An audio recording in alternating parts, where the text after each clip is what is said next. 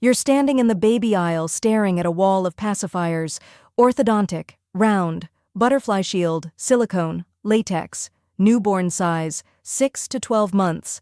How is this so complicated? It's a pacifier.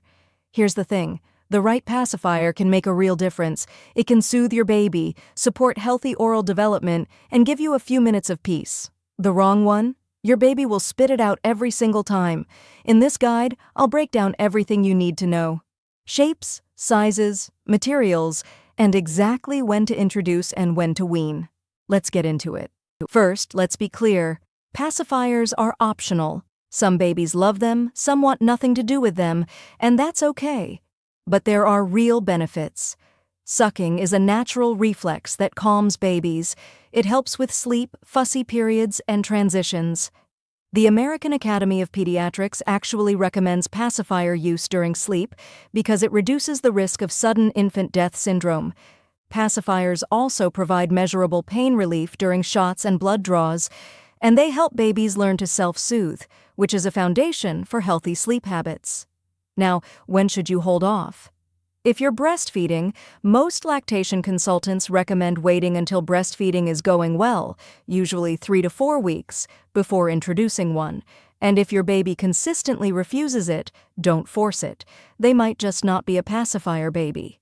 This is the biggest decision, and it matters more than you think. Let's start with orthodontic pacifiers. The nipple is flattened on one side and rounded on the other. It's designed to sit naturally against the palate. Most pediatric dentists recommend this shape because it supports natural jaw development and is less likely to cause dental issues with prolonged use. The downside? It has to be positioned correctly, flat side down, and some babies reject it. Next, round or cherry-shaped pacifiers. This is the classic shape, like a ball at the end. It's closest to a natural breast nipple, which makes it great for breastfed babies. There's no wrong way to insert it, and newborns often accept it more easily. The trade-off is it may apply more pressure to the palate with extended use. Finally, flat or symmetrical pacifiers.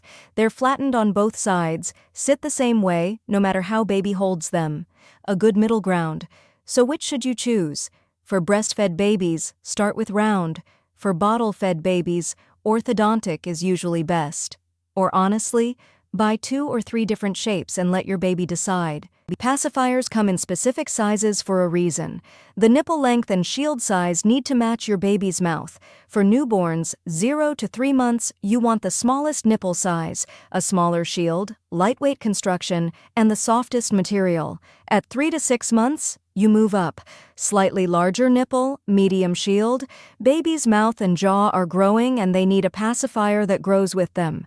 6 to 12 months, the nipple gets bigger, the shield has more airflow holes, and the construction needs to be sturdier because babies at this age pull and chew. And 12 to 18 months, the largest size. Extra durable. Though many dentists recommend starting to wean at this point, here's why size matters so much. A pacifier that's too small won't hold suction and falls out constantly. Too big and it's uncomfortable, can cause gagging and won't seal properly. Always follow the manufacturer's age recommendations. When in doubt, size down. A slightly smaller pacifier is always safer than one that's too large. Most modern pacifiers use medical-grade silicone, and for good reason. It's BPA-free, PVC-free, phthalate-free. It's hypoallergenic.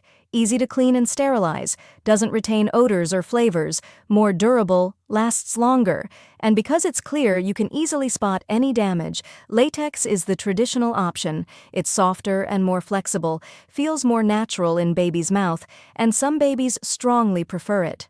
But it does deteriorate faster, can cause allergies in rare cases, retains odors, and is harder to clean thoroughly. Our recommendation? Go with medical-grade silicone.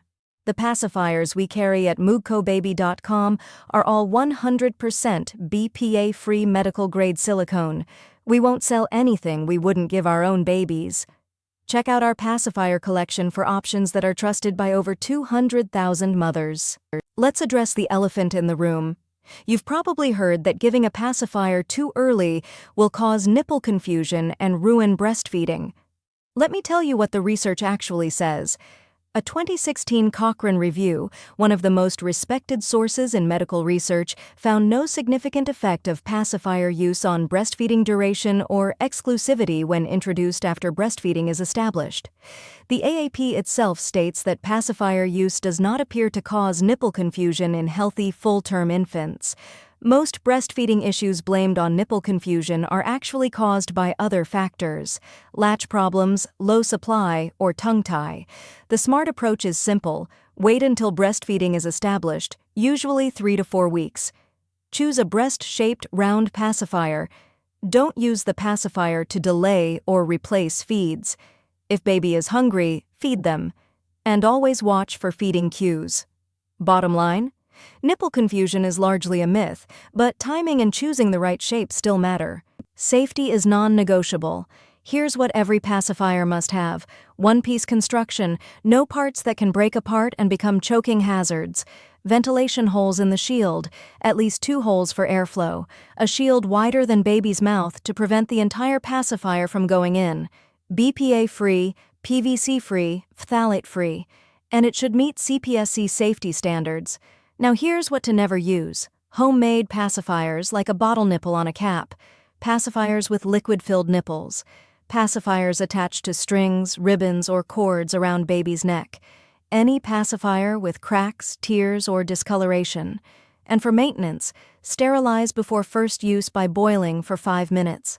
Wash daily with warm, soapy water. Sterilize weekly. Inspect monthly by pulling the nipple firmly to check for tears. And replace every 4 to 6 weeks, or immediately if you see any damage. When should you introduce a pacifier? For breastfed babies, wait until 3 to 4 weeks when breastfeeding is established. For bottle-fed babies, you can introduce from birth. For preemies, they're often given pacifiers in the NICU for non-nutritive sucking. Follow your doctor's guidance. To introduce it, offer during calm moments, not when baby is screaming hungry. Gently touch baby's lips with the pacifier. Let them explore it. Don't force it in. Try different shapes if the first one is rejected. And start by offering at nap time and bedtime. Now, when to wean. The American Academy of Pediatric Dentistry recommends stopping by age 2, with the ideal window being 12 to 18 months. Before 12 months, there are no dental concerns. Use freely. 12 to 24 months, start gradually reducing. Dental effects are still reversible. After 24 months, prolonged use can cause bite problems, palate changes, and speech development issues. For weaning strategies, cold turkey works best for younger babies. Gradual reduction, limiting to nap and bedtime only, works for older ones. And the snip the tip trick? Cut a tiny hole in the tip so it loses suction. Baby loses interest naturally. So let's wrap it up. Choosing the right pacifier doesn't have to be complicated. Here's your quick checklist. Shape: round for breastfed babies, orthodontic for bottle-fed, or try a few and let baby decide. Size: match to baby's age. Always follow manufacturer guidelines. Material: medical-grade silicone, BPA-free, PVC-free. Safety: one-piece construction, ventilated shield, meets safety standards. Timing: introduce after breastfeeding is established, wean by 12 to 18 months. Your baby's comfort and safety come first, and with the right pacifier, you'll both get a little more peace. Visit MOOGCObaby.com for our curated pacifier collection, trusted by over 200,000 mothers. Drop the word baby in the comments for $10 off orders over $100, and subscribe so you don't miss the next guide. See you in the next one.